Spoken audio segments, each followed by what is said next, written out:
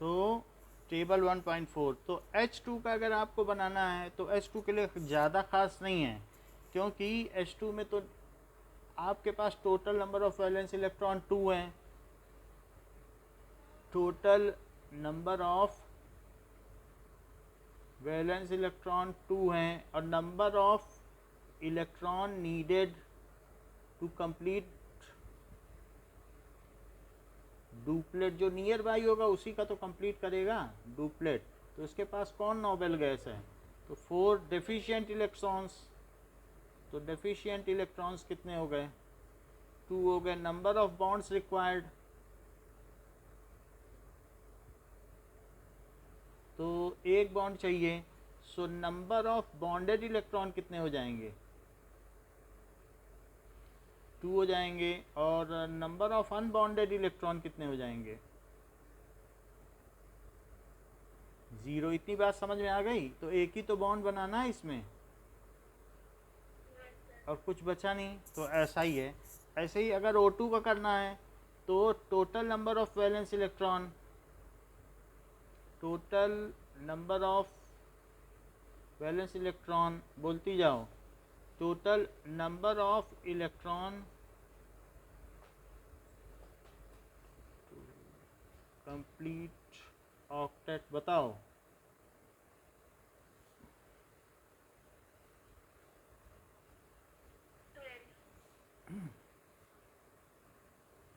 किस किस में बता रही हो? 12, 2, 6, 6, 6, 12, हाँ ठीक है। और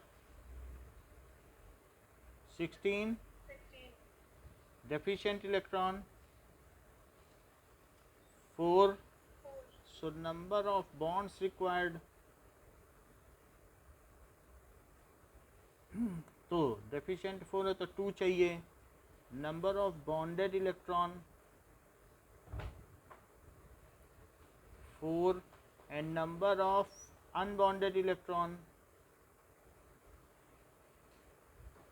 ये कितने हो जाएंगे? 4 ये लग गए तो 8 बचे। तो 2 बॉन्ड बना दो, और कितना कितना दे दो दोनों को?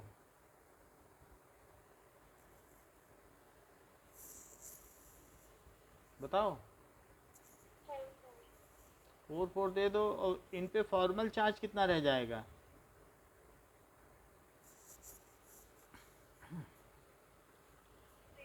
सही है। अब देखो, O3 का तो बता दिया, NF3 का देखिए, NF3। सो NF3 के में क्या होगा?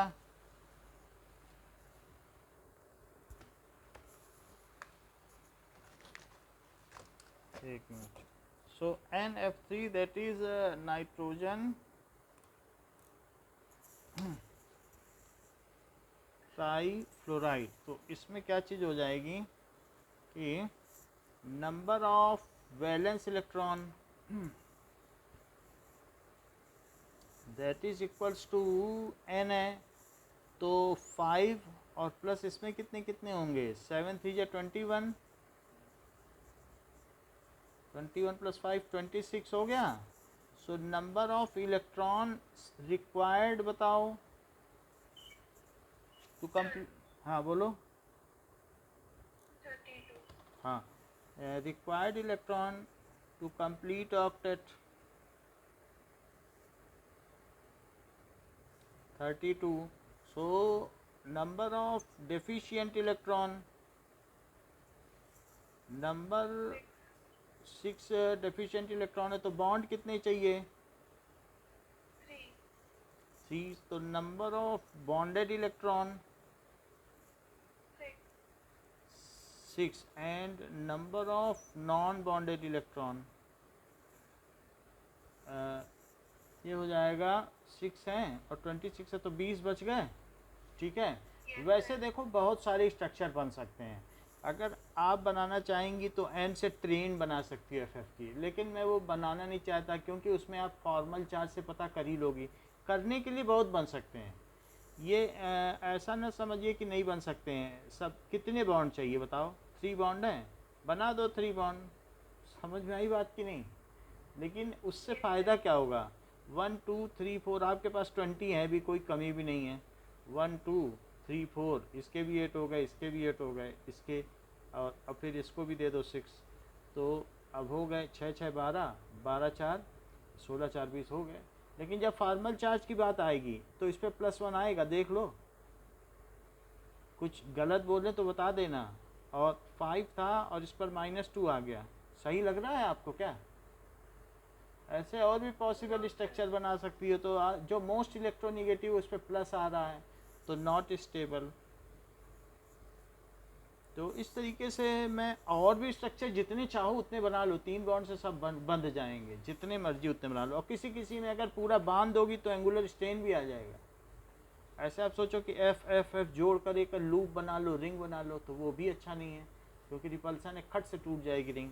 तो इस तरीके से मैं एक जो सही है वो बना रहा हूँ जिसमें फॉर्मल चार्ज मिनिमम है। तो मैंने 3 बॉन्ड बना दिए।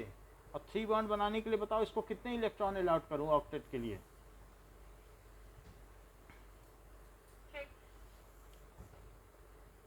6 1 2 3 4 5 6 1 2 3 4 5 6 6 3 18 हो गए। 2 इसको दे दूं? इसका फॉर्मल चार्ज बताओ।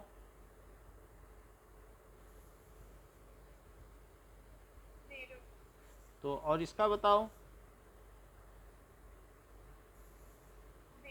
है स्टेबल? तो ये मोस्ट स्टेबल हो गया। तो इस तरीके लुईस डॉट स्ट्रक्चर जो है मॉलिक्यूलर स्ट्रक्चर, ये करीब करीब आपको 12th तक के हर जितने भी बॉन्ड चाहिए दुनिया के सब बनवा देगा। ये भी आपको बता देगा कौन सा स्टेबल है, कौन वैलिड है, कौन इनवैलिड है। तो ये हमें बहुत स्कोप देता है। अच्छा, कार्बोनेट आयन का हम लोगों ने बनाया है क्या? नहीं बनाया होगा क्या? कोई क्वेश्चन है क्या? कार्बोनेट आयन,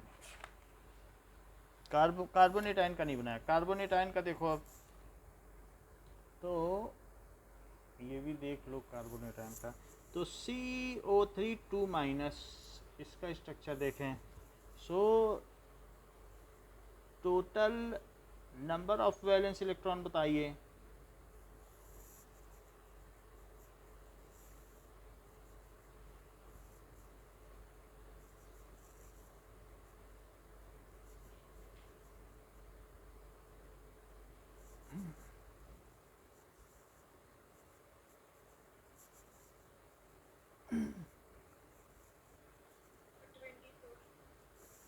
देखो 4 4 और 6 3 जा 18 बताया और +2। ठीक है, सही बता दिया। अच्छा, ये ऑक्टेट वाला 32। नेक्स्ट 8 4 8 8 होगा क्या यहाँ पे? ठीक से करो, 8 तो नहीं होगा। किस? नॉन बॉन्डेड का कहा था। हाँ, तो 24 में से 8 घटाओगे कितने बचेंगे? 60। चलो, अब आपको 4 बॉन्ड बनाने हैं। 4 बॉन्ड कैसे बनाओगी? सो कार्बोनेट आयन है तो C एक पे एक, एक पे एक, एक पे एक और एक पे 2 भी लगा दो। ये भी तो हो सकता है ना। Yes sir. होता क्या है कि वास्तव में ये हमने 2 लगा दिए। जो लोग बाहर से एक इलेक्ट्रॉन लेके आए हैं वो कहते हैं हम तो लेके आए हैं, हमें तुम एक बॉन्ड बनवा लो। कार्बन कहता है मुझे 4 बॉन्ड चाहिए, ठीक है। और इसने 4 बना लिया और इन लोगों ने एक एक बना लिया, तो एक बाहर से लेके आए ना। तो अगर एक बाहर से लेके आएगा तो इस पर 7 होगा कि नहीं? मतलब मैं ये कह रहा हूँ कि 1 2 3 4 5, 1 2 3 4 5 6, तो ये 6 रहेंगे, 2 7 रहेगा। और ये मैं एक समझाने के लिए बता रहा हूँ, ये लुईस डॉट स्ट्रक्चर नहीं है। वास्तव में इनमें एक तरीके का इंटरमिक्सिंग होगा, ये सारे बॉन्ड करेक्टर ब्लेंड हो जाएंगे। तुम पता भी नहीं लगा पाओगे डबल बॉन्ड कौन सा है, सिंगल बॉन्ड क्या है, क्योंकि इसका जो ये स्ट्रक्चर होगा ये एक तरीके का इमेजनरी स्ट्रक्चर है। तो अभी सही तो है, बट हम इसको थोड़ा सा अलग तरीके से बनाएंगे कि कार्बन और एक पे 2 बॉन्ड, एक पे सिंगल और एक पे सिंगल, बाकी 2 चार्जेस बाहर लगाएंगे। बात समझ में आ गई? हम ऐसे इंडिविजुअली नहीं लगा सकते हैं क्योंकि अल्टीमेटली ब्लेंड हो जाएंगे। अगर डबल बॉन्ड की लेंथ 200 पिकोमीटर है और सिंगल बॉन्ड की 300 है तो ना 200 मिलेगी ना 300 मिलेगी, बल्कि 250 या 260 मिलेगी सबकी बॉन्ड लेंथ। तो इससे क्या पता चलता है? क्योंकि इस तरीके के 3 स्ट्रक्चर मिलेंगे। तो यहाँ पर आप देखेंगी कि जो भी आपको स्ट्रक्चर मिलेंगे उनमें कभी ये डबल बॉन्ड होगा, कभी ये डबल बॉन्ड होगा, कभी ये। खैर हम 16 को अब डिस्ट्रीब्यूट करते हैं। इसको कितने दे दें? 6। इसको कितने दे दें? 6। इसको कितने दे दें? 4। तो 6 4 10 6 16 हो गए पूरे। अच्छा, दूसरा जो बनाएगा, बुक में देखो कैसे बनाया गया है, तो वो अलग तरीके से बनाना। अभी हम लोग ये नहीं देखना चाहते हैं कि बॉन्ड कैसा है। बॉन्ड का अभी हम ये जो मॉलिक्यूल है ना, इसके शेप पे नहीं जा रहे हैं। अभी VSEPR थ्योरी पढ़ेंगे तब शेप पे जाएंगे। अभी तो हम बहुत बेसिक चीज़ देख रहे हैं कैसे बनाया जाए। अब कहाँ रहेगा, कितने एंगल पर रहेगा, अभी valence shell electron pair repulsion theory में देखेंगे। तो अभी ये मत देखो कि उन्होंने तो एक टी शेप बनाया, इन्होंने तो ऐसा बनाया, ऐसा मत देखो। आगे चलकर अभी हम ये समझाएंगे कि कौन सा शेप होगा। तो जैसे ये दिखाया तो अभी चल जाएगा, आगे चलने पे खुद ही हम लोग ये सीख जाएंगे कि क्या बनाना है क्या नहीं बनाना है। ये भी शेप इनका ठीक नहीं, आगे चलने पे ठीक होगा, ये गलत शेप है। तो शेप अभी मत देखो, सिर्फ डिस्ट्रीब्यूशन देखो। तो एक O, ये एक O और एक ये एक O, और इस तरीके से 2 - 4, तो इस पर 6 हो गया। अच्छा, तो और इस पर हो गया 4 4 8, और या फिर ये भी हो सकता है, तो ये भी हो सकता है 3 4 5 6, ये भी हो सकता है। लेकिन अब जब आगे हम हाइब्रिडाइजेशन पढ़ेंगे तो इन तीनों का जो आगे ब्लेंड है वो मिलेगा।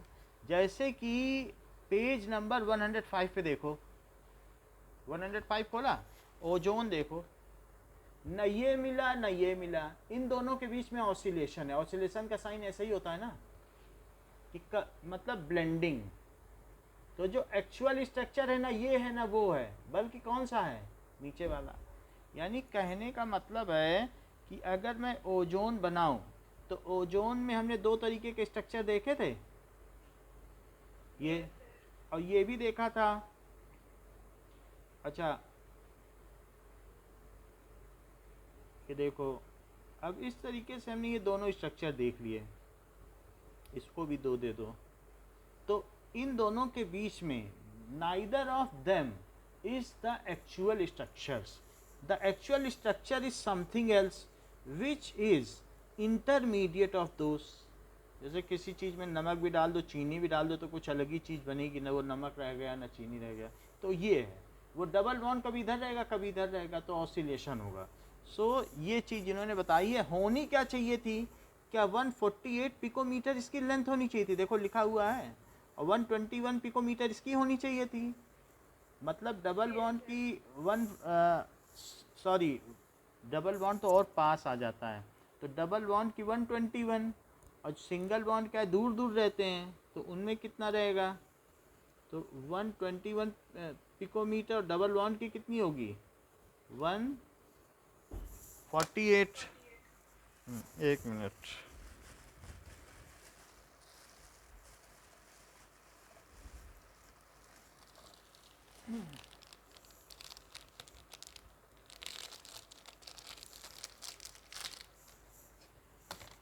तो इट विल बी 148 हो जाएगी। और यहाँ पर भी ठीक कर लें, ट्रिपल बॉन्ड और छोटा हो जाता है क्योंकि और क्लोज आना पड़ता है। तो ये है 121 पिकोमीटर और ये है 148 पिकोमीटर। लेकिन एक्चुअली देखा जाए तो दोनों बॉन्ड सिमेट्रिकल पाए जाते हैं और वो 128 पिकोमीटर रहते हैं। सो ये 128 पिकोमीटर है। यानी असली फूल न लाल है न सफ़ेद है बल्कि गुलाबी है, पिंक कलर का। तो इसको कहते हैं hybrid structure, that we will see ahead. However, आपने लुईस डॉट स्ट्रक्चर देख लिया CO3 का, तो CO3 का लुईस डॉट स्ट्रक्चर देखा, पहचानो 3 का देखो। HNO3 में नंबर ऑफ वैलेंस इलेक्ट्रॉन कितने हैं और number of electron required to complete duplet octet? 24. 24 लिख दें, ठीक है ना। ये बताओ, और number of deficient electron, number of bonds required? 40. तो नंबर ऑफ बॉन्ड्स कितने बनेंगे, नंबर ऑफ बॉन्डेड इलेक्ट्रॉन?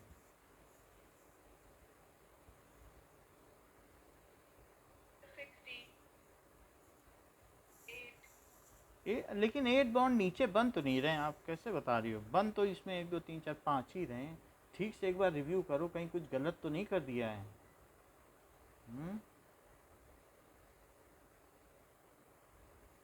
कहीं गड़बड़ हो गई हो आपसे, ऐसा हो सकता है। वैलेंस इलेक्ट्रॉन ठीक ठीक पता लगाए हैं, और ये 40 ठीक लिखवाया है कि इसमें गलती की है? एक डुप्लेट वाला भी था, ध्यान दी इस बात को? No, sir, नहीं. तो फिर ध्यान दो।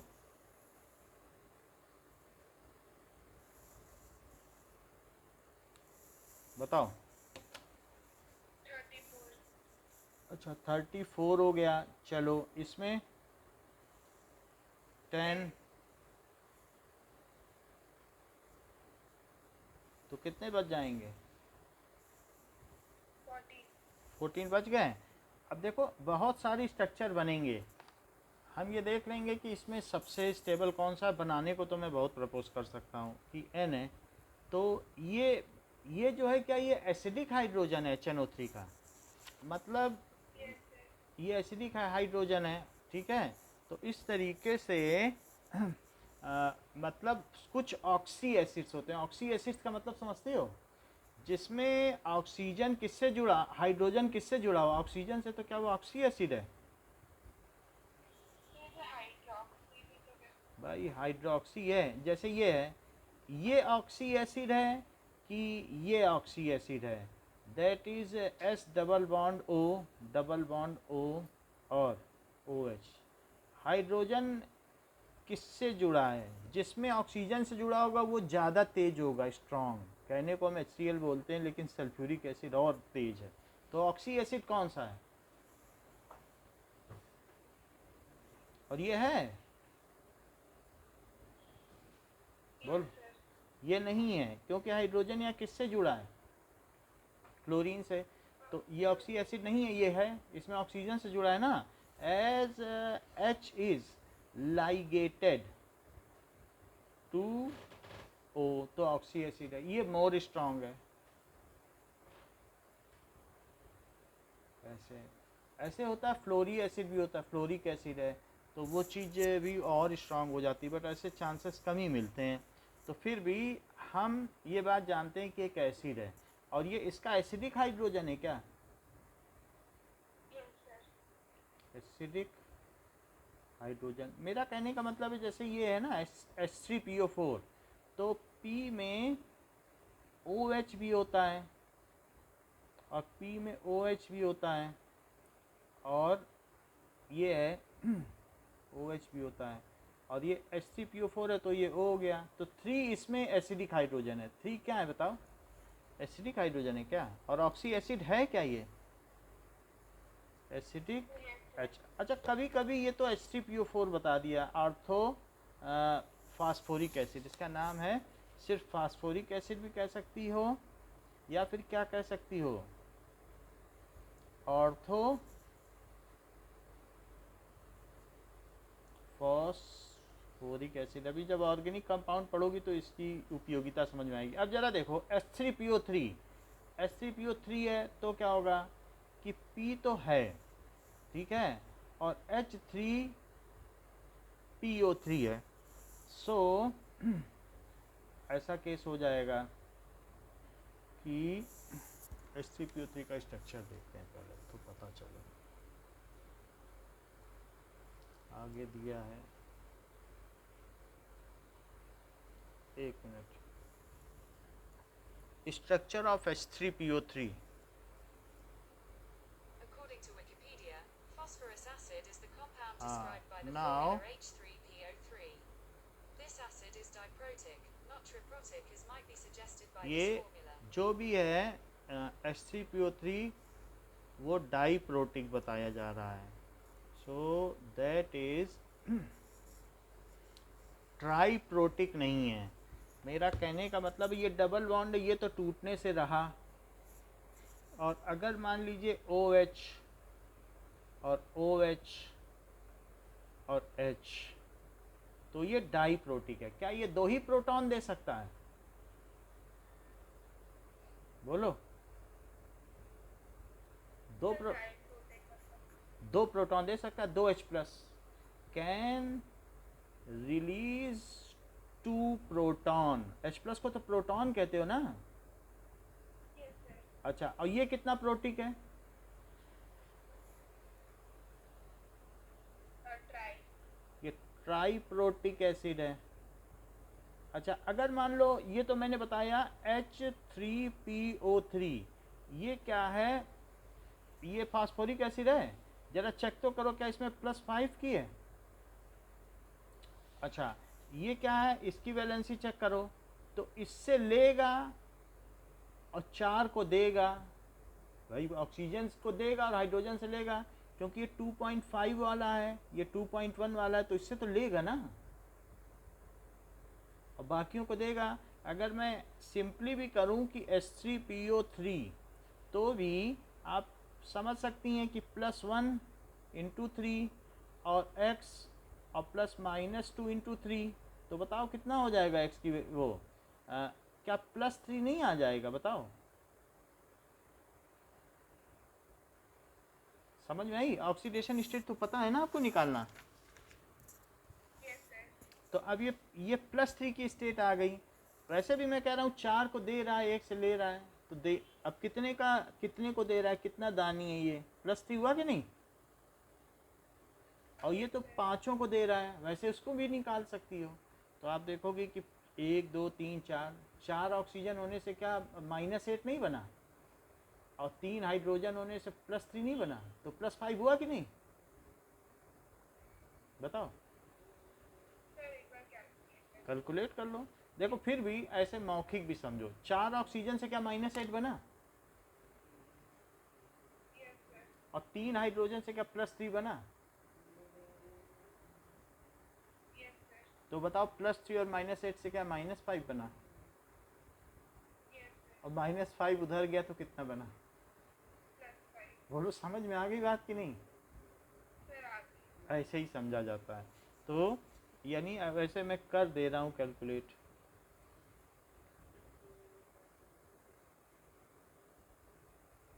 है वही बात कि नहीं जो मैं बता रहा था?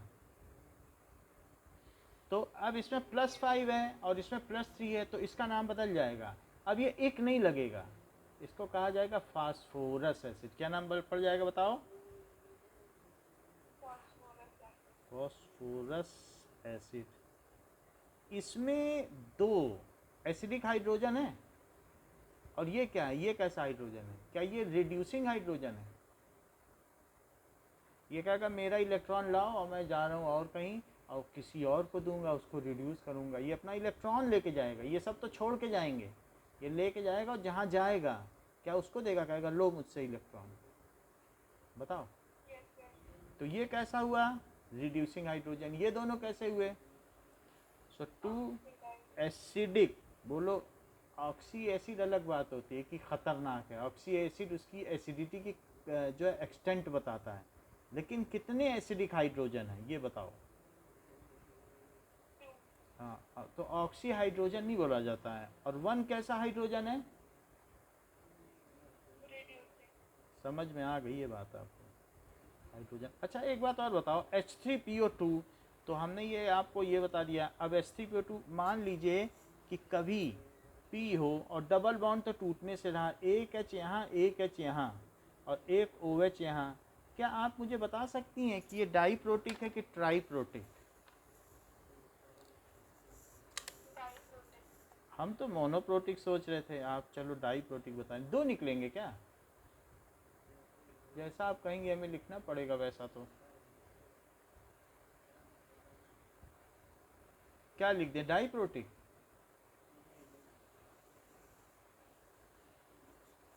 प्रोटिक का मतलब समझा ना, जो ऑक्सीजन के साथ है वही रिलीज होगा, कि इन सबको भी सोच रही हो कि रिलीज हो जाएगा H+ की तरह। इतना ताकतवर है क्या 2.5 की इलेक्ट्रोनिगेटिविटी लेके कि इसका इलेक्ट्रॉन छीन लेगा? 2.6 वाला कार्बन तो छीन नहीं पाया, 2.5 वाला क्या छीनेगा? बोलो कितने प्रोटिक है? मोनो। Mono protic. अच्छा एसिड, कितने एसिडिक हाइड्रोजन है, कितने रिड्यूसिंग हाइड्रोजन है? 1 acidic hydrogen, 2 reducing hydrogen. 2 reducing H। अच्छा उसको कहते हैं फास्फोरस एसिड। क्या फास्फोरस से भी कम इसका ऑक्सीडेशन स्टेट? अगर वर्बली कर सको तो करो जरा, अभी हमने ऊपर बताया है। माइनस का कितना है?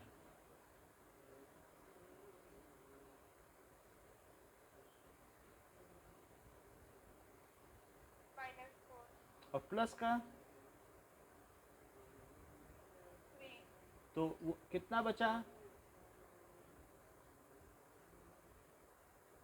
-1, उधर ले जाओ। +1. अच्छा अच्छा, ये +1 हो गया। तो +1 से क्या पता चलता है? इसकी ऑक्सीडेशन स्टेट तो और कम है, तो इसको कहेंगे हाइपोफॉस्फोरस एसिड।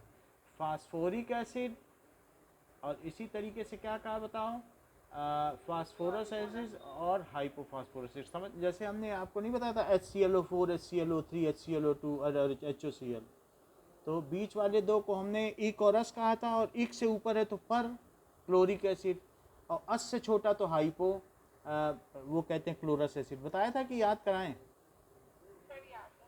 याद है तो अच्छी बात है। तो अब इसको नाम दे देंगे हाइपो फॉस्फोरस एसिड। आपकी सेकंड बुक के पहले चैप्टर में आएगा, लेकिन हम आपको बता दे रहे हैं क्योंकि इस कॉन्टेक्स्ट में अभी आ गया है कि ये ऑक्सी एसिड है, तो हमने बता दिया। ये H3PO2 है। अच्छा अब हम वापस आते हैं अपने क्वेश्चन पर। हमारा क्वेश्चन क्या कहता है कि एक ऑक्सी एसिड है, इसके बारे में बात की जाए तो ऑक्सी एसिड है, इसलिए मैं H इस पर नहीं जोड़ रहा हूँ क्योंकि स्ट्रॉन्ग एसिड है। तो स्ट्रॉन्ग है इसीलिए तो ऑक्सी मैं मान रहा हूँ, HNO3 कोई कम खतरनाक तो है नहीं, तो स्ट्रॉन्ग है। तो अब क्या है, ये O और ये O है, बात की नहीं? कितने बॉन्ड चाहिए? बॉन्ड हमने लिखा दिए हैं क्या पीछे? 5 चाहिए कि नहीं? कहीं लिखाया होगा। ये 5 बॉन्ड चाहिए, यस सर। तो 5 हमने बना दिए, दो दो, ये तो 6 बन गए ना। तो 6 तो नहीं बनाने चाहिए थे हमको, कितने बनाने चाहिए थे? 5 बनाने चाहिए थे। तो बुक ने भी 5 ही बनाए, 5 करो, बाकी को इलेक्ट्रॉन अलॉट करो। अच्छा इन सब ने इससे ऑक्सीजन ने इससे इलेक्ट्रॉन खींचे, फिर एन ने इन टर्न जब इसको डेफिशिएंसी हुई इधर से खींचा, इसने इधर से खींचा, तो सबसे ज़्यादा नुकसान किसको हुआ? क्या हाइड्रोजन को? तो हाइड्रोजन को कहा गया अब तुम यहाँ से निकल लो और अपना इलेक्ट्रॉन छोड़ दो। बात समझ में आ गई? इधर से इससे खींच रहे हैं, ये +5 की स्टेट में, मतलब अभी तो +5 में नहीं है, +4 की स्टेट में दिखाया जा रहा है, क्योंकि जो लुईस डॉट स्ट्रक्चर है वो +4 की स्टेट में इसको दिखा रहा है। Now we will distribute how many electrons are left? There are 14। तो we will distribute how many electrons? 14 electron distribute करो, सबको कैटर करो, कैटरिंग। 6 हो गए, 1 2 3 4, और 1 2 3 4 कितने हो गए? 6 4 10 4 14 हो गए सारे। अच्छा इसका फॉर्मल चार्ज बताओ।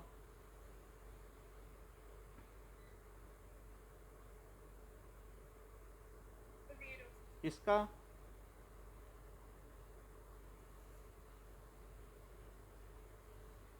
जीरो। इसका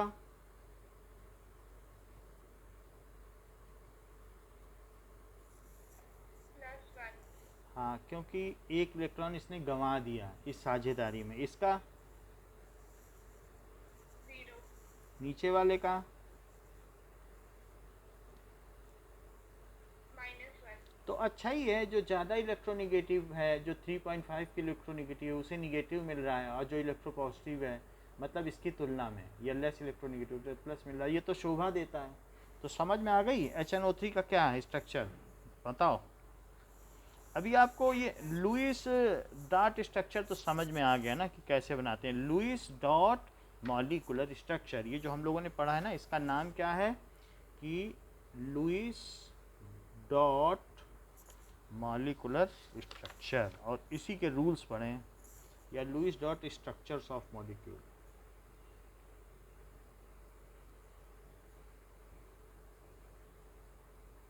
अच्छा, अब हम देखेंगे कि ये रूल चल क्यों नहीं पाया, कि एक दो चीज़ और देखें फिर आगे देखेंगे। Generally the lowest energy structure is one, तो if there are more than one Lewis dot structure of molecule, if there are more than one, page number 101 पे बोल्ड लेटर्स में लिखा है generally the lower energy structure, there are more than one Lewis structures of molecule, then the most stable structure is that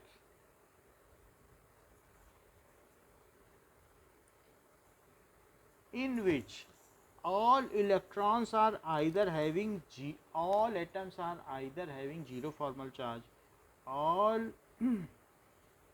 atoms are either having, यानी वो जो भी है उनमें क्या हो, ज़ीरो फॉर्मल चार्ज हो, ज़ीरो फॉर्मल चार्ज, ठीक है, और that in which formal charge is minimum on any atom, ऐसा है, ठीक है। We should also ensure that more electronegative atom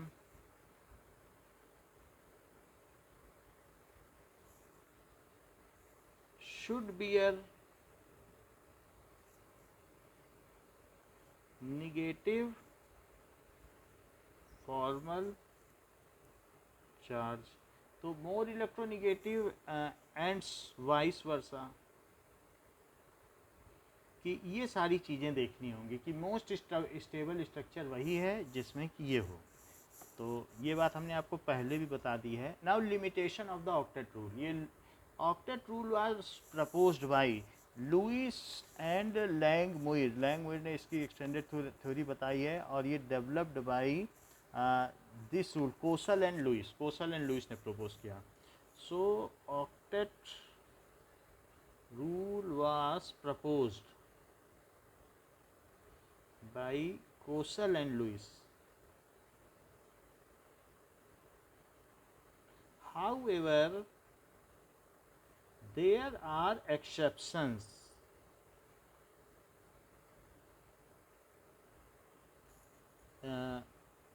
in regard to this rule.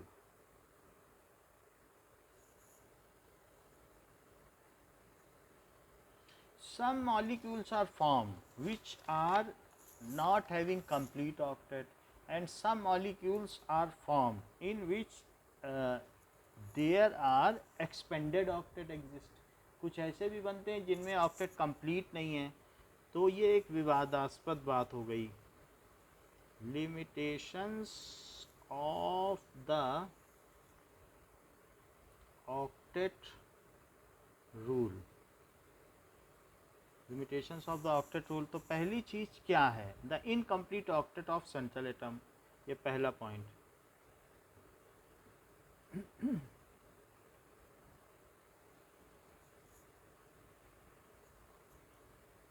Central atom, तो जैसे कि अगर मैंने ऐसे कुछ बनाया कि एग्ज़ाम्पल है LiCl, और भी हो सकते हैं LiCl, BeH2 और BCl3। सो Li में बाहर में एक है सिंगल इलेक्ट्रॉन, और Cl 1 2 3 4 5 6 7। तो अगर इन्होंने बनाया तो ये इससे ले लेगा और इससे, तो Li का तो कंप्लीट ऑक्टेट नहीं हुआ। वो बात अलग है कि उसने डुप्लेट कंप्लीट करना। अब लेकिन फिर भी ये शेयरिंग से बन रहा है, तो शेयरिंग में इसने अपना डुप्लेट कंप्लीट किया। डुप्लेट भी कहाँ कंप्लीट किया, तो 2 1 था ना इसके पास, तो 2 2 पे ही रुक गया।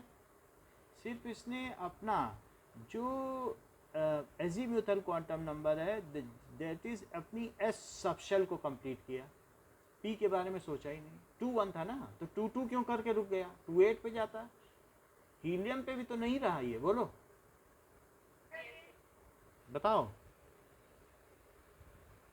Yes, sir. मतलब या तो ये छोड़ देता इलेक्ट्रॉन, लेकिन जहाँ पर NaCl और KCl और RbCl और CsCl और FrCl ये सब आयनिक हैं, इसके एनॉमलस बिहेवियर की वजह से LiCl ये कोवेलेंट है। ये सब पानी में घुल जाते हैं, ये घुलता नहीं, ये तेल में घुलता है। सो दीज आर आयनिक।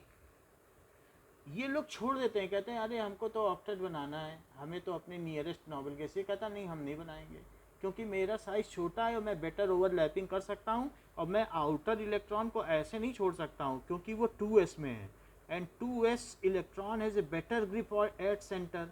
तो 2s के इलेक्ट्रॉन को निकालना बड़ा मुश्किल है। आयोनाइजेशन एंथैल्पी इसकी 512 है किलो जूल पर मोल, निकाल पाओगे? सोडियम में तो 486 है, तो निकाल लेते हो, इसकी कैसे निकालोगे? तो यहाँ पर 2 है। बात समझ में आ गई कि नहीं? Because it is deeply penetrated electron.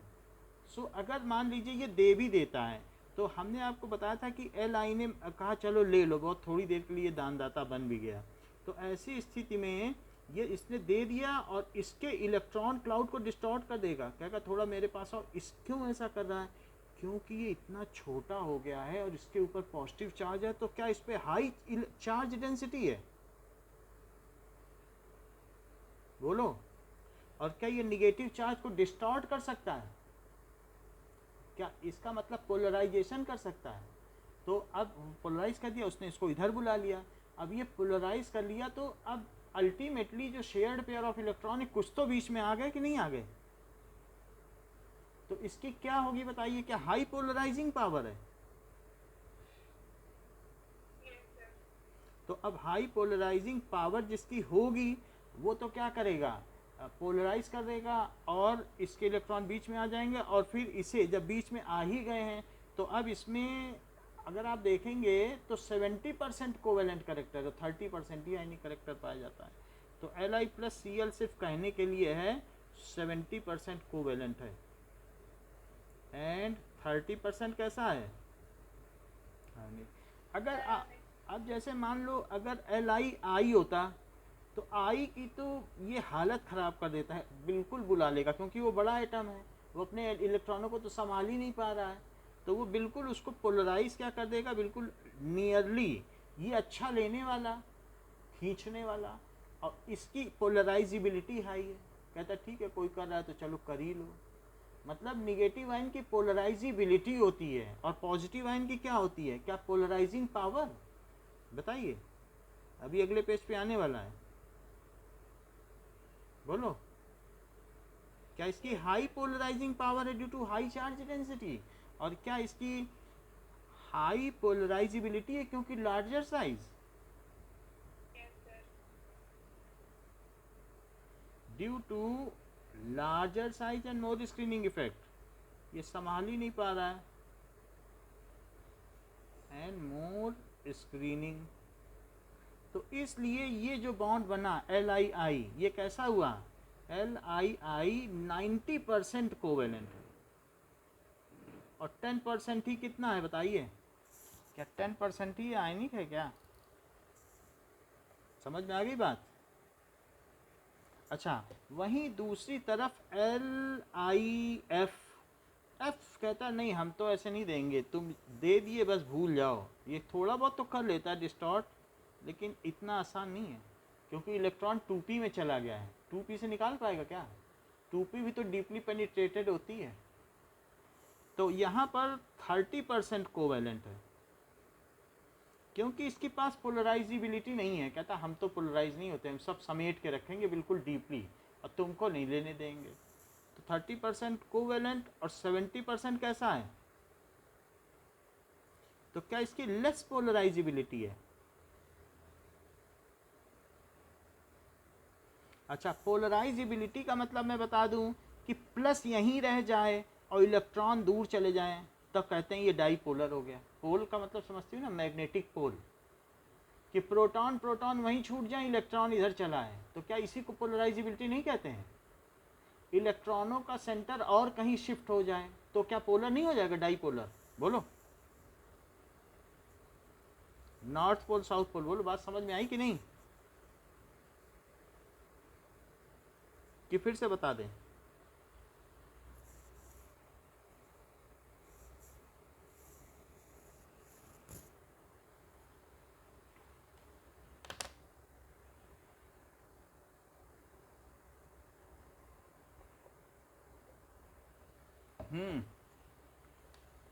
बताओ समझ में आई बात कि नहीं? आवाज आ रही मेरी कि नहीं?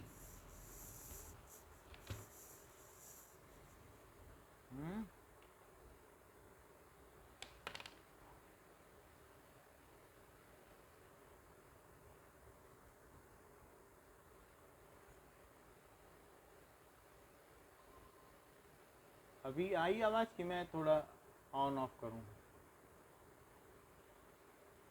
नहीं आ रही?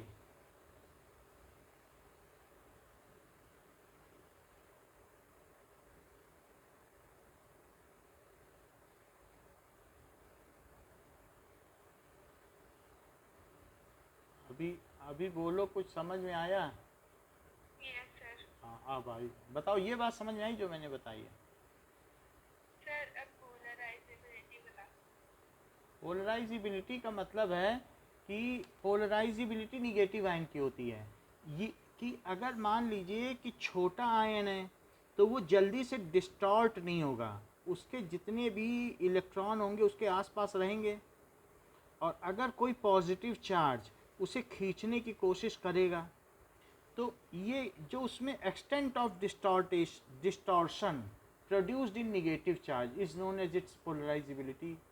So anions with lesser ionic radius are less polarizability, have less polarizability, however having larger ionic radius have more polarizability because they have more screening effect, repulsion effect. तो इस वजह से आयोडीन की पोलराइजिबिलिटी ज़्यादा है. So extent of distortion produced by nearby या neighborhood cation, ठीक है, so टू एनायन, इसमें जितना विकृति पैदा हो जाए, extent of distortion produced in anion due to किसकी वजह से, कैटायन, इज कॉल्ड, इसे क्या कहते हैं, ध्रुवता, पोलराइजेबिलिटी. बोलो बात समझ में आई? Yes sir. तो आयोडीन में ज़्यादा पोलराइजेबिलिटी पाई जाएगी कि फ्लोरीन में? आयोडीन। अच्छा, ये बात समझ में आई कि पोलर का मतलब क्या है, कि इसका पॉजिटिव सेंटर इधर शिफ्ट हो गया, ये निगेटिव सेंटर और प्लस उधर रहा, तो डाईपोल नहीं बन गया. Yes sir. यही चीज़ है पोलर, उसी से कहता है. खैर वो तो हम बाद में करेंगे कि, लेकिन फिर भी ये समझ लो कि हमें ये बताना था आपको कि ये एक शेयर्ड पेयर है, इसीलिए इतना बताना पड़ा. मेरा कहने का मतलब है LiCl क्या होता है कि देने के बाद खींच लेता है, तो इसलिए इसे कोवेलेंट की कैटेगरी में गिना जाता है, तो इसलिए शेयरिंग ही माना जाता है. वैसे भी जब कोई चीज़ ऑयल में घुलनशील है, सॉल्युबल है, वाटर में नहीं है, तो आयनिक क्या माने. आयनिक तो वो होते हैं जो कैटायन और एनायन की तरह रहे, फिर हाइड्रेट भी हो जाए, वाटर मॉलिक्यूल से घिर जाए. तो उनका क्या होगा, पहले ब्रेकिंग हो और फिर सॉल्वेशन हो। जब तक दोनों चीज़ें नहीं होंगी तो पानी में घुल पाएंगे क्या?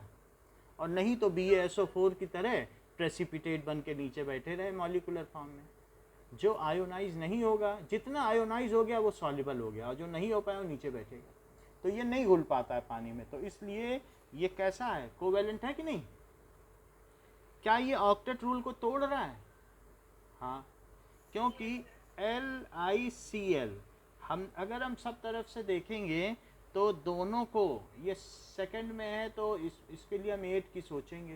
तो क्योंकि दूसरी ऑर्बिट के फुल इलेक्ट्रॉन तो 8 है ना, 2 तो नहीं है ना, 2 पूरा थोड़ी ना करोगे सेकंड ऑर्बिट में, तो 8 तो ये नहीं कर पाएगा। तो क्या इसे इनकम्प्लीट ऑक्टेट में रखा जाए?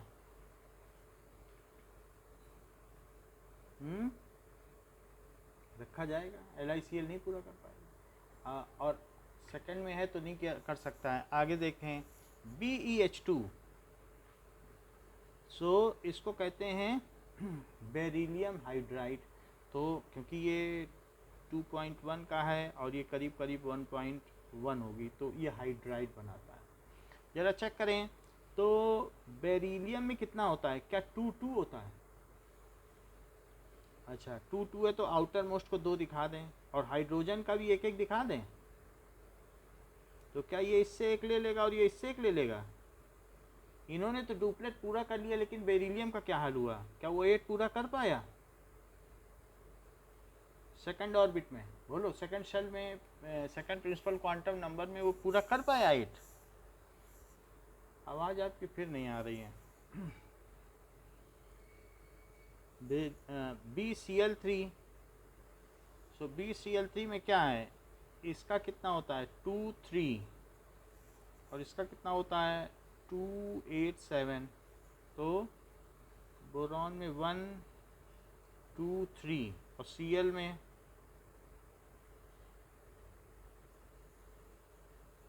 1 2 3 4 5 6। हाँ, अभी सुनाई पड़ रहा है? चलो, इतनी बात समझ में आई कि मान लो बोरॉन है, तो बोरॉन के तो हमने 2 3 दिखाई, तो 3 दिखाया लुईस डॉट स्ट्रक्चर। तो इसने इससे 1 ले लिया, इसने इससे 1 ले लिया, इसने इससे 1 ले लिया, तो 8 8 तो हो गए। बट इसका क्या हुआ बोरॉन का, क्या इसके 8 हो पाए सेकंड ऑर्बिट में? कि 2 6 ही रह गए, 2 3 थे 6 रह गए। सो ये इनकम्प्लीट ऑक्टेट की स्थिति है। दैट इज़ BCl, BCl और BCl। चूँकि इसके पास कुछ बचे नहीं है, तो ये तीनों एक ही प्लेन में 120 डिग्री में रहेंगे, और इसका नाम क्या पड़ेगा, क्या ट्राइगोनल प्लेनर। अब तो कुछ बचा नहीं है, तो इस तरीके से ट्राइगोनल प्लेनर होगा। वो भी हम आगे की ओर आगे चल के देख लेंगे। एक प्लेन में है और 3 ट्राइंगल बन रहा है, और एक सेंटर में, जो भी हो ये लीनियर है। 2 का कोई स्ट्रक्चर नहीं होता LiCl का। अच्छा, ये बात आपको समझ में आ गई कि इनकम्प्लीट ऑक्टेट है। अब आगे बढ़ो। एक तो इसकी ये डिमेरिट हो गई कि कुछ लोग अपना ऑक्टेट कंप्लीट नहीं करते। और क्या डिमेरिट है कि odd electron molecules.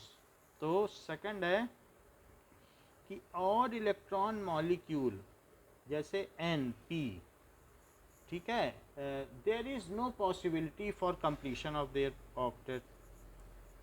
There is no possibility for completion of their octet। किसमें NO में, NO2 में, इन सब में, इन NO and NO2, यानी NO में भी इनके ऑक्टेट के कंप्लीट करने की कोई पॉसिबिलिटी नहीं रहती, और साथ में NO2 में।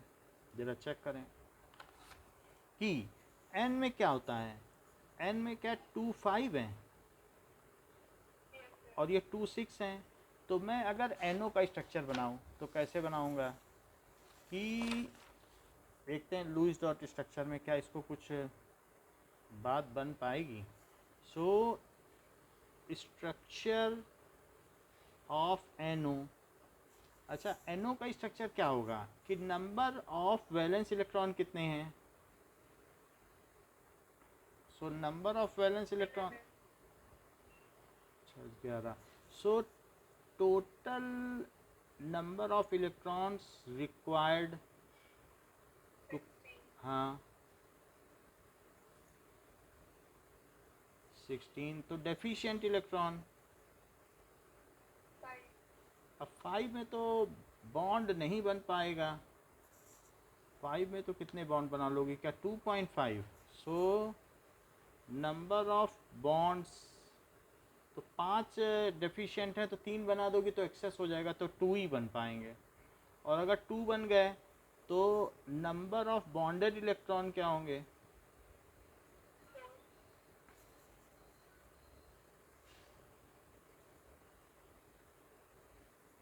तो कितने हो जाएंगे? 11 तो नहीं होंगे, 4 निकाल दो, 7 हो जाएंगे। अब देखो तो 2 बॉन्ड बना दो NO के बीच में, स्ट्रक्चर ऑफ NO।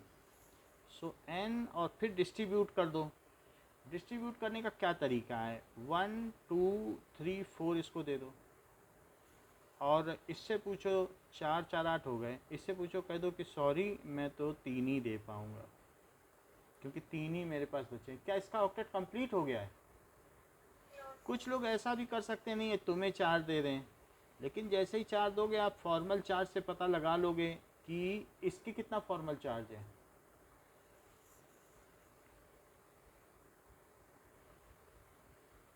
+1, और इस पे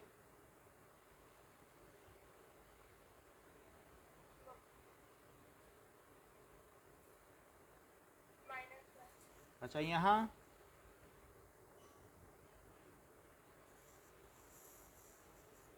0, यहाँ 0, 0, तो ये मोर स्टेबल है। ये तो लेस स्टेबल हो गया क्योंकि जो ऐसी बात है कि इसमें निगेटिव चार्ज आ गया लेस इलेक्ट्रोनेगेटिव पर, तो लेस स्टेबल हो गया। तो इस तरीके से फिर भी it is a case of incomplete octet. आप 8 तो नहीं पूरा कर पाई ना, तो इस तरीके से ये इनकम्प्लीट ऑक्टेट है। ठीक है, अब ज़रा देखो, फिर ये भी उम्मीद नहीं छोड़ता है और ये क्या करता है, कुछ ना कुछ ये जुगत भिड़ाएगा, कहेगा कि हमें तो इतना ही दिया है और ऑक्सीजन को ज़्यादा दे दिया। ये दूसरे से बातचीत करता है, कहता क्यों ना हम लोग भी कुछ ना कुछ डाइमर बना लें, कुछ तो पूरा करें, ऐसे कब तक रहेंगे। तो ये लोग कहते हैं ठीक है हम लोग डाइमर बना लेते हैं। तो ये N2O4 बना लेता है। ज़रा देखो N2O2 बनेगा, फिर भी नहीं बन पाएगा डाइमर, रिपल्सन ज़्यादा है, ये कुछ नहीं कर सकता है, डाइमर भी नहीं। ये NO- भी तो हो सकता है। क्या NO- हो सकता है, बट NO- से क्या होगा कि वो आयन है, तो NO- मॉलिक्यूल नहीं बन पाएगा। लेकिन इससे क्या है, NO एक मॉलिक्यूल एग्जिस्ट करता है ना, क्या NO नाइट्रिक ऑक्साइड होता नहीं है? तो लुईस तो कह रहे हैं कि वही मॉलिक्यूल एग्जिस्ट करेंगे जिनका ऑक्टेट कंप्लीट होगा। तो ये क्यों एग्जिस्ट किया? नहीं करना चाहिए था इसको, ठीक है ना। तो नाइट्रोजन हैज़ इनकम्प्लीट ऑक्टेट। और जहाँ तक बात है, आपने कहा कि NO-, तो हम लोग तो यही जानते हैं HNO3 होता है, HNO2 होता है। तो या तो NO3 पे 1 माइनस होता है या NO2 पे 1 माइनस होता है। तो भी अगर ये प्योर है तो मॉलिकुलर फॉर्म में कंसनट्रेटेड, और पानी में डाल दो तो क्या होगा, पानी में डाल देने पर ये ऐसे हो जाएंगे। NO- करके तो नहीं होता है ना, ये है नाइट्रिक ऑक्साइड। समझ में आ गई बात? तो अब हम देखेंगे स्ट्रक्चर ऑफ NO2। NO2 का स्ट्रक्चर देखो। तो स्ट्रक्चर ऑफ NO2 क्या है कि बताओ नंबर ऑफ वैलेंस इलेक्ट्रॉन कितने हैं, नंबर ऑफ इलेक्ट्रॉन्स रिक्वायर्ड कितने हैं, कितना बताया? 16। 17, हाँ, और इलेक्ट्रॉन्स रिक्वायर्ड कितने हैं, नंबर ऑफ डेफिशिएंट इलेक्ट्रॉन कितने हैं, 22, और नंबर ऑफ बॉन्ड्स कितने हैं। 7, तो बॉन्ड कितने बनेंगे?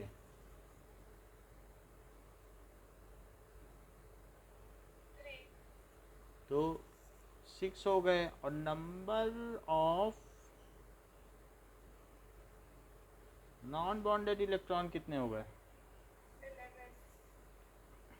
अच्छा, अब देखो ये 11 है, तो वैसे तो मैं बहुत स्ट्रक्चर बना सकता हूँ, लेकिन जो आपका सही प्रपोज्ड बनेगा, आप तो ट्रेन बना सकती हो, वो इधर ले लो, एक और ले लो, लेकिन वो सब काम नहीं आएंगे।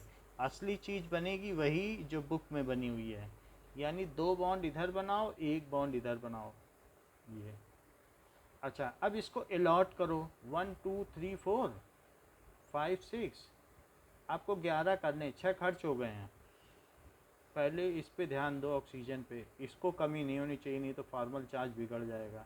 6 4 10 सबके हो गए, आपको कह दो तुम भी एक ले लो, क्योंकि ऑक्सीजन का पहले ध्यान रखोगी ना, वो इलेक्ट्रोनिगेटिव है, वो इनकम्प्लीट ऑक्टेट में समझौता करेगा ही नहीं किसी से, बोलो। तो भरते समय सबसे पहले किसका ध्यान रखो? Oxygen. जो ज़्यादा इलेक्ट्रोनिगेटिव है। अगर OF2 बन रहा है तो F का पहले ध्यान रखो, उसको खुश करो, बाद में O पे आओ। तो ये आपको देखना पड़ेगा, ये 3.5 का, ये 3 का है, इसका ख्याल पहले रखो। अब देखो, अच्छा अब आप सबके फॉर्मल चार्ज बताओ इस पे।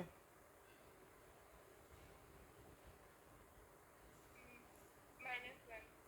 माइनस इस पे, +1. +1 इस पर। 0. तो यही बुक में बना है, चेक कर लो। तो नाइट्रोजन को इनकम्प्लीट ऑक्टेट मिला कि नहीं? Yes, sir. चेक कर लो, 3 यहाँ से मिल, मतलब 6 और एक साथ मिला। अब द एक्सपेंडेड ऑक्टेट की बात करो।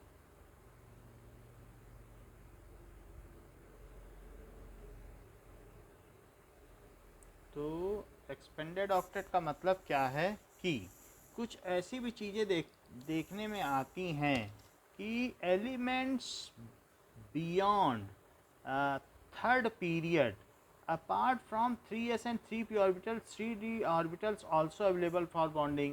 So in elements beyond third period,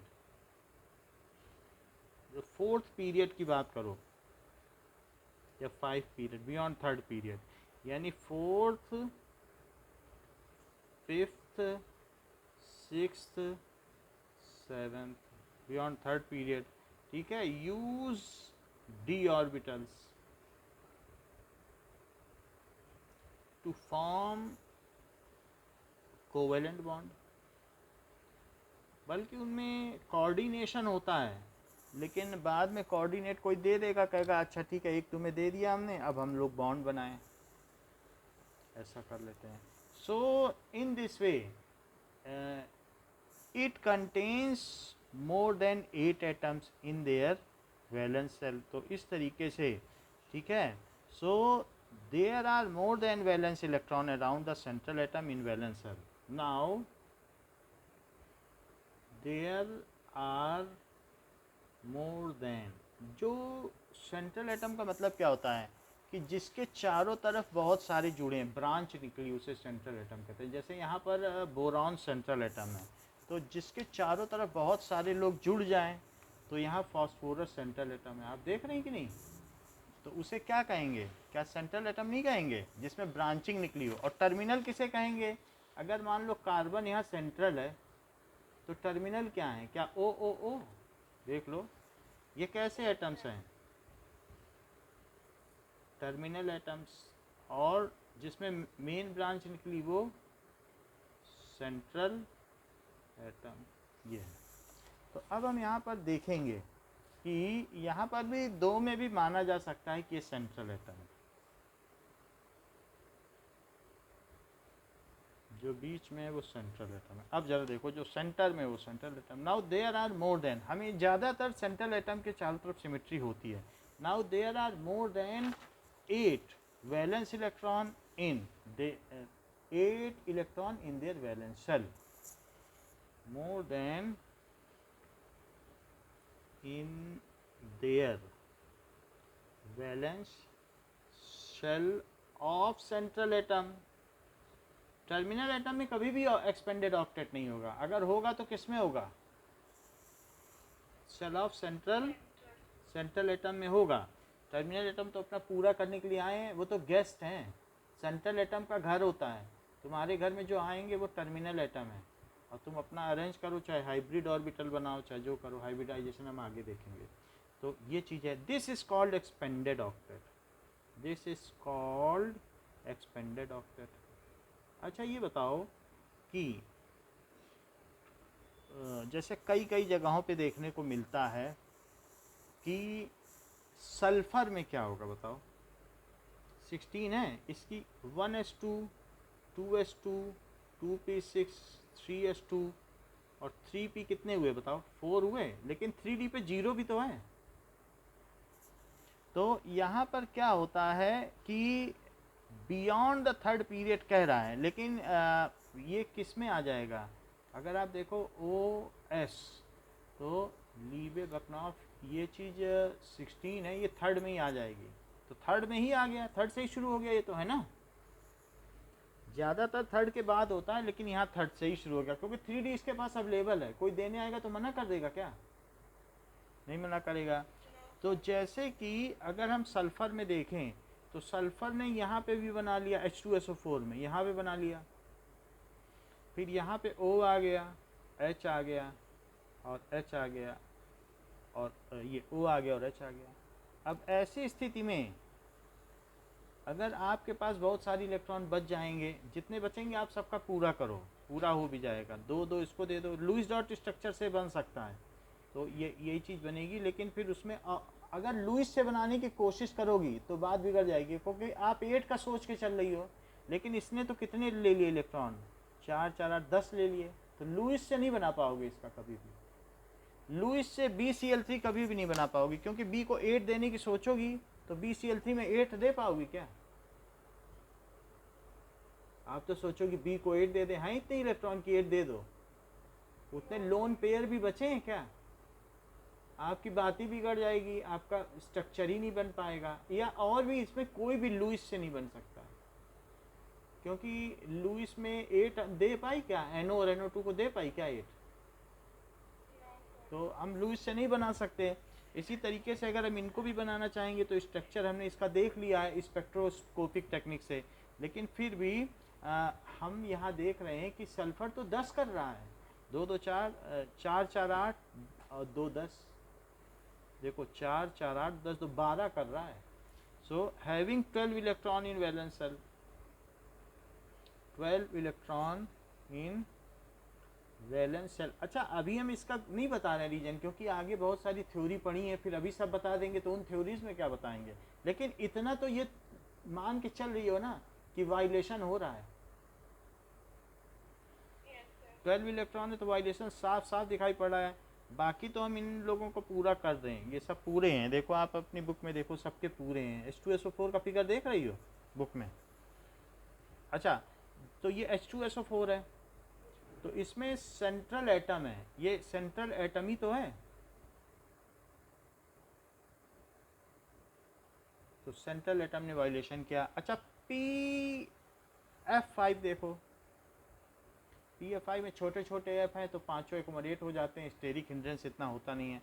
तो F वाले इसके पास आए, F के पास 7 थे तो उन्होंने 2 2 2 2 तो रखे, और इसके पास 5 थे, 1 2 3 4 5, तो इसने एक बॉन्ड इससे बना लिया, एक इससे बना लेगा दूसरे F से,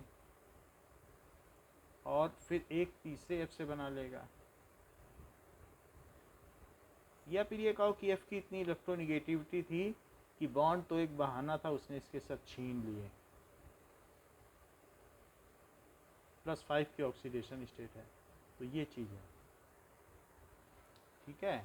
तो बाकी का तो अब इसके पास कुछ बचा नहीं है, तो सिमेट्री के लिए बस ये बहानेबाजी में कहता है चलो अब सिमेट्री कर लेते हैं, सब एक साथ रहेंगे, रिपल्सन नहीं रहेगा। तो P ने 3 F बीच में रखे ट्राइंगल पर, एक ऊपर रखा एक नीचे, और बोला ट्राइगोनल बाई पिरामिडल। बोलो बात समझ में आई, ट्राइगोनल तो हो गया ना, ऊपर एक पिरामिड और नीचे एक पिरामिड, बोलो बात समझ में आ गई कि मतलब ये है, तो एक पिरामिड ऊपर बना दो, और एक पिरामिड कहाँ बना दो, नीचे बना दो। तो नीचे बनाओगे तो यहाँ से इसको मिला दो, यहाँ से इसको मिला दो। ये बीच का बेस है और ये एक साइड है। समझ में आ गई ना बात। और बीच में पी है क्या, जो कि एक एफ से कर रहा है, एक एफ से कर रहा है, एक एफ से कर रहा है, ऊपर भी एक एफ है। तो ये क्या, इसके ये जो नीचे वाले हैं ये पोलर बॉन्ड्स हैं और ये तीनों इक्वेटोरियल बॉन्ड है क्या भाई। जो इक्वेटर पर रहे किसी स्फीयर में उसे क्या कहेंगे। जैसे मान लो 3 है, ये पी तो बीच में रह गया, तो इक्वेटर पे जो 3 एफ हैं उन्हें क्या कहेंगे, क्या इक्वेटोरियल बॉन्ड। और जो ऊपर और नीचे रहेंगे तो उन्हें क्या कहेंगे, क्या पोलर बॉन्ड। तो क्या इसने ट्राइगोनल बाई पिरामिडल स्ट्रक्चर बनाया कि नहीं, ये बात बताई। अच्छा खैर जो भी हो, लेकिन फिर भी क्या इस सेंट्रल एटम का एक्सपेंडेड ऑक्टेट है, इसके वैलेंस शेल में आप कितने इलेक्ट्रॉन पा रही हो।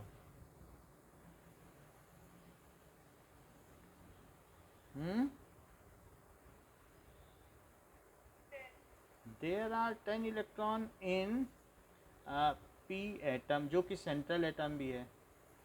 इट इज वायलेशन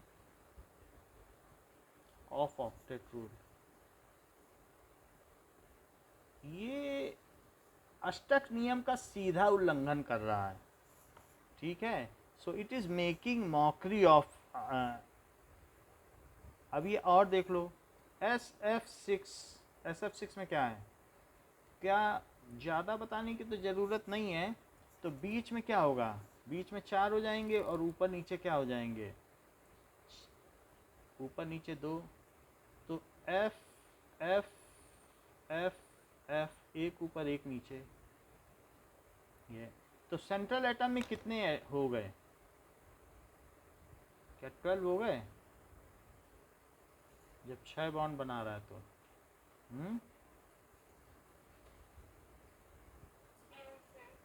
तो ये तो उल्लंघन कर रहा है अष्टक नियम का, न लुईस की बात मान रहा है न कोसल की। और फिर इसमें ये इसका एक प्लेन हो गया, और प्लेन में ये ऊपर ऐसे भी तो बन जाएगा कि नहीं। तो क्या ये स्क्वायर बाई पिरामिडल हो गया, ये बीच का प्लेन है, तो ये स्क्वायर बाई पिरामिडल। क्या इसमें 8 फेसेस हैं, 4 ऊपर 4 नीचे, बोलो। तो क्या सल्फर हेक्साक्लोराइड ऑक्टेट रूल का उल्लंघन कर रहा है, ये सल्फर हेक्साक्लोराइड है। लेकिन IF7 के बारे में तो सोचो, वो कितना मजाक उड़ा रहा है। उसने बीच के जो 5 पेंटागन बनाया, तो उसने क्या किया कि पेंटागन बनाते समय क्या कर लिया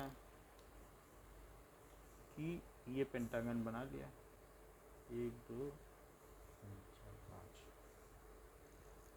ठीक है। सो 1 2 3 4 और 5, और फिर 1 F 2 F। ये सिर्फ शेप के लिए मैं ये बना रहा हूँ, ये बॉन्ड है ना, समझना किनारे वालों को, ये शेप का इल्यूजन मात्र है, बॉन्ड थोड़ी ना है। और एक F ऊपर और 1 F नीचे। तो बताओ ये पेंटागोनल बाई पिरामिडल नहीं हो जाएगा, जब ऊपर 5 फेस हो नीचे, और डेकाहीड्रल हो जाएगा, 10 फेस नहीं हो जाएंगे प्रिज्म के, बताओ। तो इसमें सेंट्रल एटम जो है आयोडीन हेप्टाफ्लोराइड में क्या है बताओ।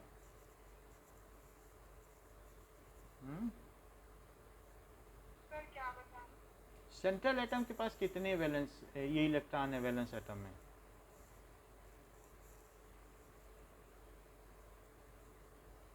40। हाँ। तो पेंटागोनल बाई पिरामिडल हो गया इसका शेप, और या फिर इसे डेकाहीड्रल भी कह सकती हो। So I has 14 electron in valence shell. मुझे लगता है कि I ऐसे नहीं लिखना चाहिए, क्योंकि ये तो एक तरीके का एलिमेंट का सिंबल है, इसे हम कर्सिव में नहीं लिख सकते। इतनी बात समझ में आ गई आपको। कि क्या किया गया है, एक्सपेंडेड ऑक्टेट। अब जरा आगे की भी बात कर लो, अगला पेज। सो इंटरेस्टिंगली कई बार ऐसे भी कंपाउंड बनाता है कि in some compounds also obeys octet rule, कुछ कुछ में नहीं भी फॉलो करता है। इन सम compounds these atom obey octet rule। जैसे कि HCl तो कहीं कहीं फॉलो भी कर रहा है, ऐसा नहीं है कि नहीं फॉलो कर रहा है और हमेशा ही गड़बड़ी कर रहा है। यहाँ कर लिया इसने, 8 है, ये ठीक है, H2S में भी कर लेगा।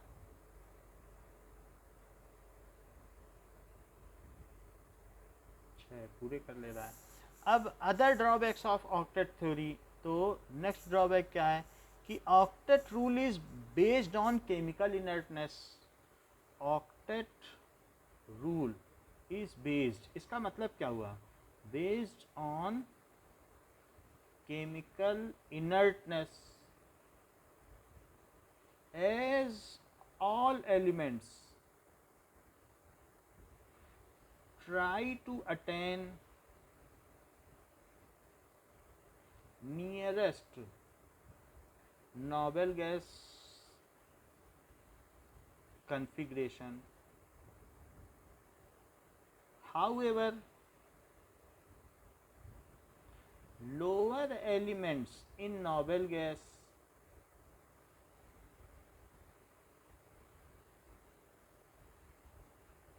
also form compound. जब इनर्टनेस की बात है तो वो क्यों कंपाउंड बना रहे हैं, उनका तो ऑक्टेट पूरा है।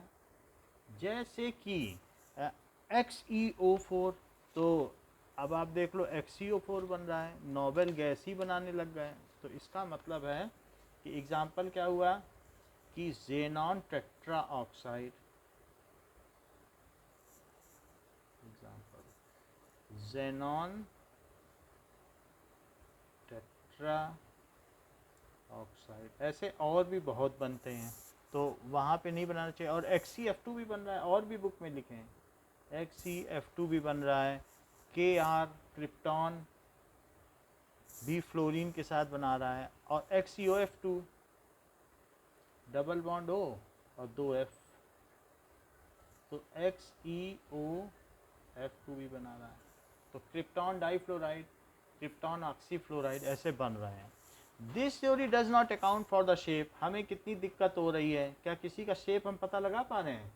CO3 में हमारी हालत देखी थी कि हमने कैसा बनाया और वहाँ कैसा बनाया, अलग अलग थे कि नहीं, CO3 2 माइनस में।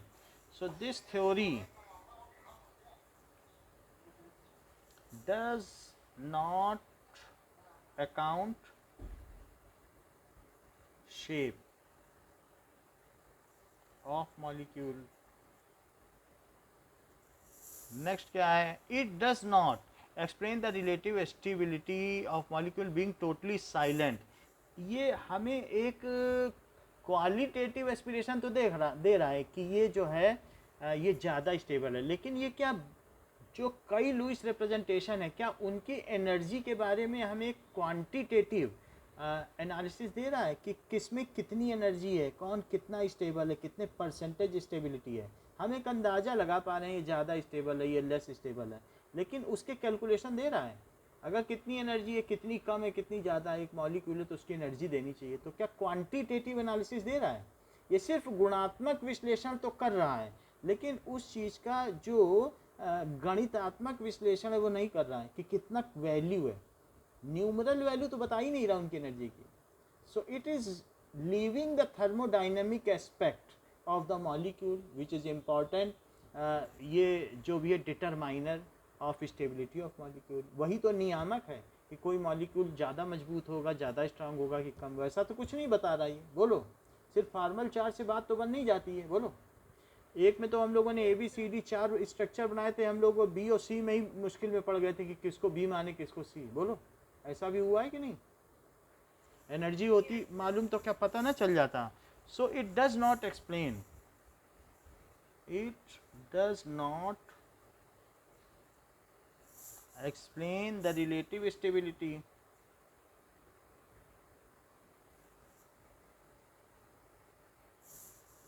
of molecules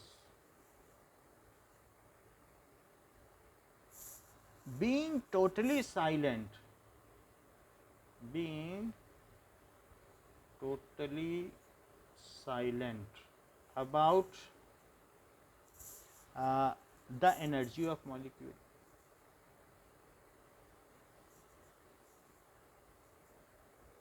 जिनके बारे में हम आगे चलेंगे तो हम देखेंगे कि बॉर्न-हेबर साइकिल में हर एक एनर्जी की चर्चा की गई है, ये बनेगा भी कि नहीं बनेगा। यहाँ तो हमको ना भी बन रहा हो तो बना दें, ऐसा कोई मॉलिक्यूल ना एग्जिस्ट कर रहा हो तो हम ऑक्टेट के हिसाब से बना ही दें, और कई जो नहीं जो बनते हैं वो हम ना भी बना पाएँ, तो बहुत जगह इसके एक्सेप्शंस हैं।